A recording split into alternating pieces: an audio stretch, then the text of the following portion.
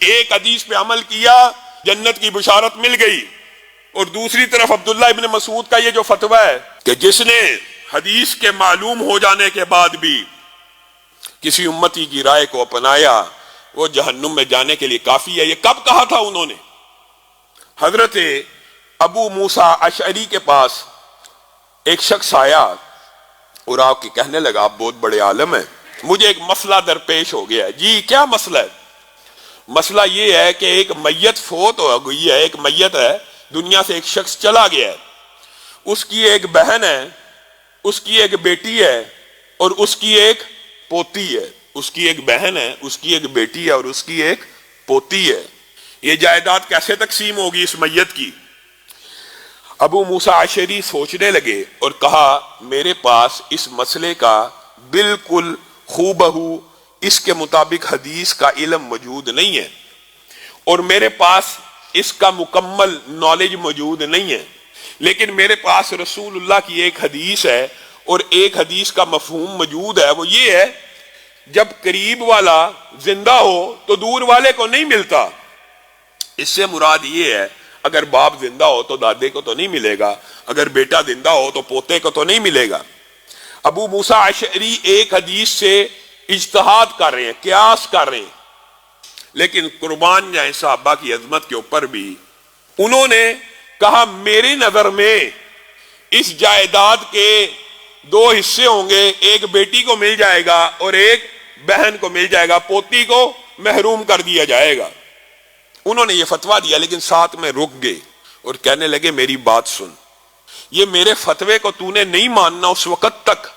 جب تک تو عبداللہ ابن مسعود کے پاس نہیں جاتا، اس کے پاس وراثت کا بڑا علم ہے، اس سے جب تک فتویٰ نہیں لیتا میری بات کو لاگو نہیں کرنا۔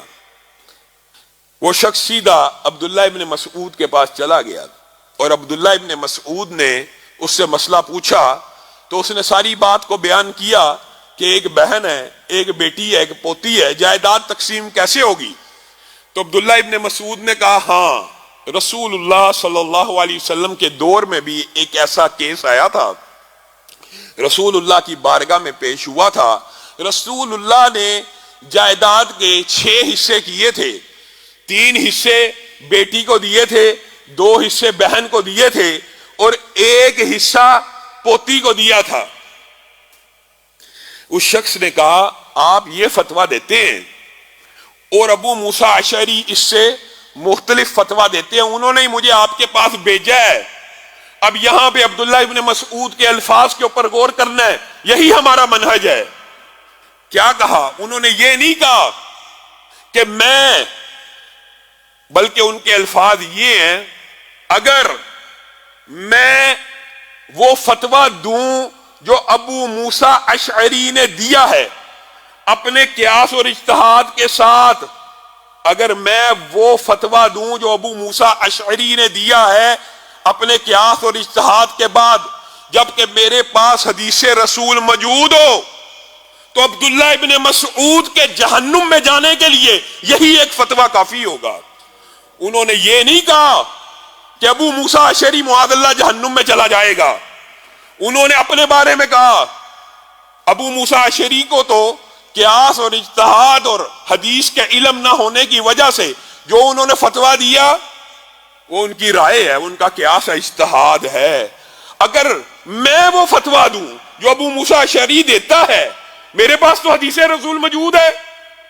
میں اس کے بعد بھی اگر یہ فتویٰ دوں گا تو میرے جہنم میں جانے کے لیے کافی ہے۔ میرے بھائیو یہ ہمارا عقیدہ ہے کہ انسان حدیث رسول کو پڑھ بھی لے، سن بھی لے، پھر بھی کہ نہیں صدیوں سے دادا پردادا یہ کام کرتے آ رہے ہیں، صدیوں سے ہمارے ائمہ نے یہ مسئلہ طے کر دی ہے، صدیوں سے ہمارے فقہا نے یہ بات کر دی ہے، صدیوں سے ہمارے مولویوں نے یہ بات طے کر دی ہے، صدیوں سے علامہ صاحبان وغیرہ نے یہ بات طے کر دی ہے۔ یہ ٹھوکر ہے، یہ غلطی ہے۔ جس کے پاس حدیث رسول موجود ہو پھر وہ اس کے اوپر عمل نہ کرے، عمل کر لے تو جنت کی بشارتیں بھی ہیں، اور عمل نہ کرے تو جہنم کی وعیدیں بھی ہیں۔ اسی لیے حدیث میں آیا ہے ایک وقت آئے گا حدیث پہ عمل کرنا اتنا مشکل ہو جائے گا، حدیث کے اوپر عمل کرنا اتنا مشکل ہو جائے گا کہ لوگ امتیوں کے پیچھے بھاگتے پھریں گے. حدیث کے اوپر عمل کرنا اتنا مشکل ہوگا کہ جو اس دور میں حدیث کے اوپر عمل کرے گا اس کو 50 صحابہ کے اعمال کے برابر ثواب ملے گا. آج ہم اگر دیکھیں تو حدیث کے اوپر عمل کرنا بڑا مشکل ہوتا چلا جا رہا ہے. پھر بھی امت کے اندر ایک گروہ موجود ہے جو حدیث کی اہمیت کا، فضیلت کا قائل ہے، لیکن آپ نے اکثریت مسلمانوں کی دیکھی ہوگی وہ وحی الہی سے دور جاتی جا رہی ہے، اور انکار حدیث کے جتنے فتنے ہیں، الہاد کے جتنے فتنے ہیں، اور ختم نبوت کے منکرین کے جتنے سلسلے ہیں، ان سب کی بنیادی وجہ یہ حدیث کا انکار ہے.